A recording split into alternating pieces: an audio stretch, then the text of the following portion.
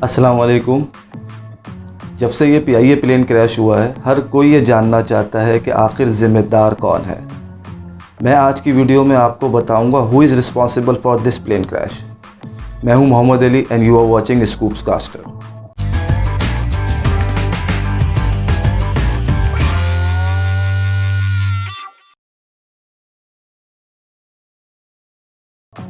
पिछले 10 साल में तकरीबन 5 डोमेस्टिक एयर क्रैशेस हो चुके हैं।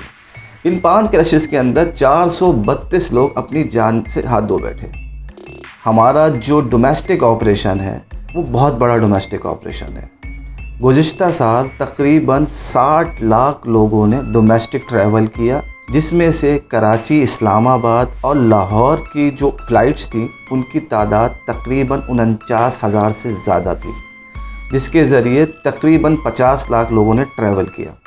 लेकिन डोमेस्टिक ऑपरेशन को हमेशा कैजुअल लिया जाता है। 2010 के अंदर एयरब्रू की फ़्लाइट में पायलट ने एटीसी की हिदायत को नज़रअंदाज करते हुए रॉन्ग एल्टीट्यूड से उसने डायरेक्शन चेंज की, जिसकी वजह से मरगरा हिल के अंदर वो जहाज़ जाके टकराया और 146 लोग उसमें जाँ बाप हुए। इसी तरह 2012 के अंदर बोजा एयरलाइन का प्लेन क्रैश हुआ, जिसमें 121 लोग शहीद हुए। बोजा एयरलाइन 2010 में बंद हो चुकी थी और 12 साल के बाद रीलॉन्च थी। बोजा एयरलाइन को रीलॉन्च की परमिशन किसने दी, जबकि उनके जो प्लेन थे उनकी फ़िटनेस के ऊपर सवालिया निशान था। उसकी इन्वेस्टिगेशन ये बताती है, और उनकी इन्वेस्टिगेशन में क्लियरली ये मेंशन है कि जो उनका टेक्निकल स्टाफ था और जो क्रू था वो इनएक्सपीरियंस था। तो उनको लाइसेंस किसने दिए? अब ATR 2016 के अंदर जो आपका क्रैश हुआ है उसकी तो इन्वेस्टिगेशन अभी तक नहीं आई है। उसके बाद इन सारी चीज़ों के पीछे वो कौन से अवामिल हैं कि ये बार बार सेम चीज़ रिपीट हो रही है और हो क्या रहा है? इंसानी जानों का नुकसान। इन्वेस्टिगेशन में या तो कभी पायलट जिम्मेदार ठहराया जाता है या कभी टेक्निकल स्टाफ जिम्मेदार ठहराया जाता है। अब जो PI की इन्वेस्टिगेशन होगी इनमें से भी या तो ATC या पायलट को रिस्पॉन्सिबल करार दिया जाने का इम्कान है। बाकी इन्वेस्टिगेशन होगी तो पता चलेगा कि कौन रिस्पॉन्सिबल है।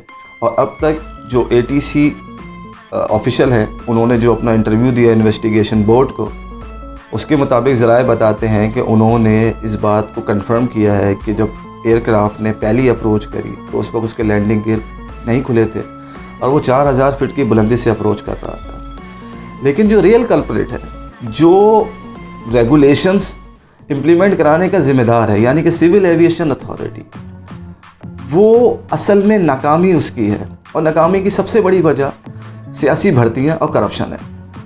100 से ज़्यादा फेक लाइसेंसेस, जिसमें मेजॉरिटी पायलट्स की है और इंजीनियर्स की है, सिविल एविएशन ने इशू कर दी है अगेंस्ट किकबैक्स। उसकी इन्वेस्टिगेशन चल रही है और पिछले 2 साल से पेंडिंग है। और पेंडिंग क्यों है उसकी वजह आप समझ सकते हैं, क्योंकि यही अथॉरिटी है जिसने उनको लाइसेंस इशू किए हैं, तो अपने खिलाफ इन्वेस्टिगेशन कैसे फाइनलाइज करेगी? ये जो ओवरऑल चीज़ें दिख रही हैं, 2010 में पायलट ने हिदायत को नज़रअंदाज कर दिया और अभी भी यही बात सामने आ रही है।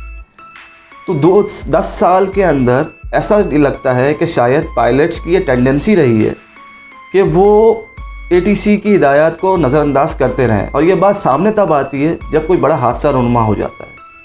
तो इस हवाले से क्या सिविल एविएशन ने कभी किसी पायलट के ख़िलाफ़ कोई एक्शन किया, और अगर एक्शन किया तो वो क्या किया? इस किस्म के हादसात से मुस्तक़बिल में बचना है, जिसमें इतनी जानों का ज़िया होता है, इतनी फैमिलीज़ डिस्टर्ब होती हैं, तो हमें सिविल एविएशन के अंदर रिफॉर्म्स की शदीद ज़रूरत है। ट्रांसपेरेंसी मेंटेन करने की शदीद ज़रूरत है, ताकि आने वाले वक्त में इस किस्म के वाक़यात रहनुमा नहीं हो सके।